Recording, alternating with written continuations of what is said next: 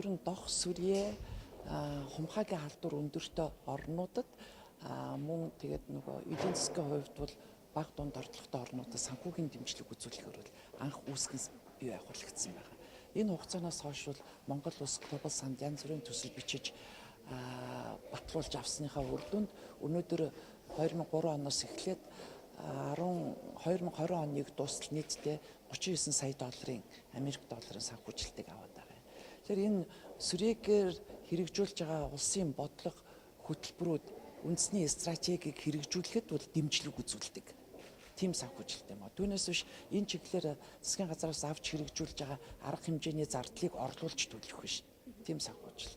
За бид нар Монгол улс глобал сангаас санхүүжилт аваад 10 хэдэн жилийн хугацаа өнгөрдөг. Эндээ бол бэлгийн замын халдвар, дохын чиглэлээр, сүрьегийн чиглэлээр маш их эрчимтэй арга хэмжээнүүдийг авсан.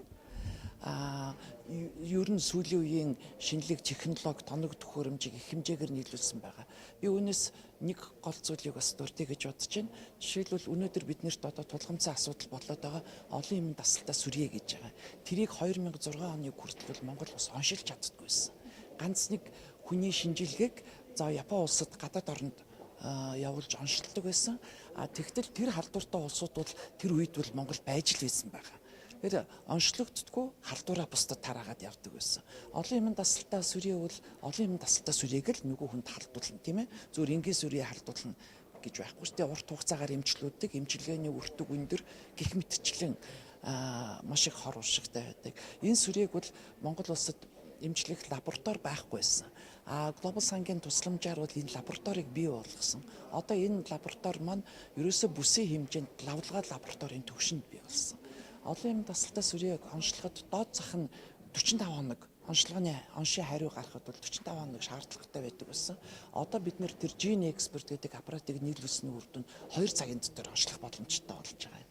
Тэр өнөөдрийн зохион байгуулж байгаа гол арга хэмжээ маань бас глобал сангийн үүсгэн байгуулагдсан утга учиртай холбоотой юм байгаа юм.